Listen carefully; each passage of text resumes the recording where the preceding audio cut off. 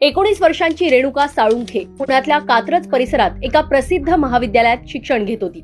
महाविद्यालयाच्याच हॉस्टेलमध्ये ती राहत होती। मात्र तिच्यासोबत असं काही घडलं की तिनं टोकाचं पाऊल उचललंय। हॉस्टेलच्या कॅन्टीनमध्ये राहणारा तरुण मागील काही दिवसांपासून तिच्या मागे लागला होता। तिला त्रास द्यायचा, येता जाता तिची वाट अडवायचा, आय लव्ह यू म्हणून तिला सारखा त्रास द्यायचा, शिवाय तिच्या फोनवर मेसेजही करायचा। सतत होणाऱ्या या प्रकारानं रेणुका घाबरली होती।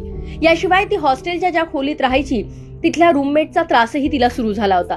ती रूममेट तर तिला अभ्यासही करू द्यायची नाही। रेणुका अभ्यासाला बसली की लाईट बंद करून टाकायची। या दोघांकडनं होणाऱ्या त्रासाला कंटाळून रेणुकानं वैतागून 7 मार्चच्या रात्री टोकाचं पाऊल उचललं।